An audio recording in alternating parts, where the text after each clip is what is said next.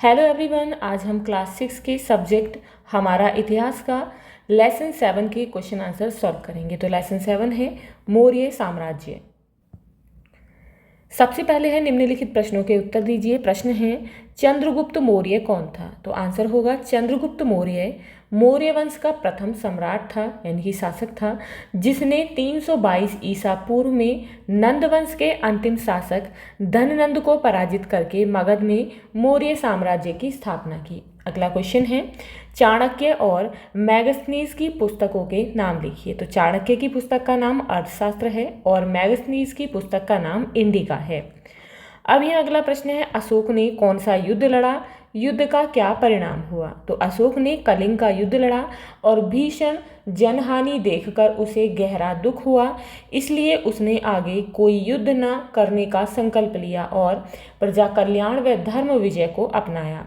अब अगला प्रश्न है अशोक ने बौद्ध धर्म क्यों अपनाया? इस धर्म के प्रचार के लिए उसने क्या किया?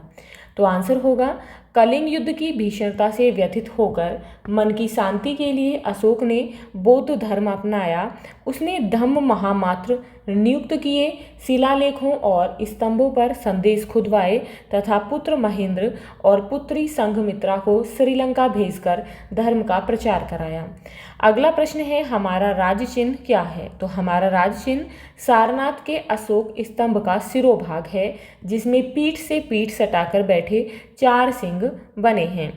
अब यहाँ पर अगला प्रश्न है मौर्यों के प्रशासन का वर्णन कीजिए। तो मौर्य प्रशासन में राजा सर्वोच्च शासक होता था और उसकी सहायता के लिए मंत्री परिषद बनाई जाती थी, जिसमें प्रमुख सलाहकार शामिल रहते थे। प्रांत, जनपद यानी कि जिला और नगर या गांव, इन तीनों स्तरों की शासन व्यवस्था थी। प्रांतों पर राज्यपाल, जनपद में स्थानीय अधिकारी और गांव में ग्रामीण मुखिया प्रशासन चलाते थे। राजस्व व्यवस्था सुव्यवस्थित थी, जिसमें कृषि कर, सिंचाई कर और बिक्री कर जैसे कर सावधानी से वसूल कर राजकोष भरा रखा जाता था। गुप्तचर तंत्र पूरे साम्राज्य की सूचनाएं देता था और आंतरिक बाहरी सुरक्षा के लिए थल तथा जल दोनों सेनाएं रखी जाती थी। राजा समय समय पर प्रांतों से लेकर गांव तक का दौरा कर कार्यों की समीक्षा करता था और जंगल व खानों पर राज्य का स्वामित्व रहते हुए हथियार निर्माण भी राज्य द्वारा कराया जाता था। अब यहाँ पर अगला प्रश्न है सही और गलत का निशान लगाइए। तो फर्स्ट है अशोक ने अपने साम्राज्य विस्तार के लिए कई युद्ध किए, तो ये गलत है। नेक्स्ट है चंद्रगुप्त मौर्य ने सेल्यूकस को हराया, तो ये बिल्कुल सही है। अशोक का उत्तराधिकारी उसका पुत्र बिंदुसार था, तो ये गलत है। नेक्स्ट है चंद्रगुप्त मौर्य ने चाणक्य को अपना मुख्यमंत्री नियुक्त किया, तो ये बिल्कुल सही है। अब यहाँ पर नेक्स्ट है सही जोड़े बनाइए, यानी कि यहाँ पर आपको मैचिंग करनी है।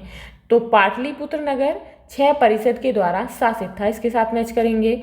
धम्म महामात्य प्रजा को सही राह दिखाने वाले अधिकारियों को कहा जाता था। नेक्स्ट है चाणक्य ने चंद्रगुप्त को प्रशिक्षित किया नंद वंश के शासकों को परास्त करने के लिए।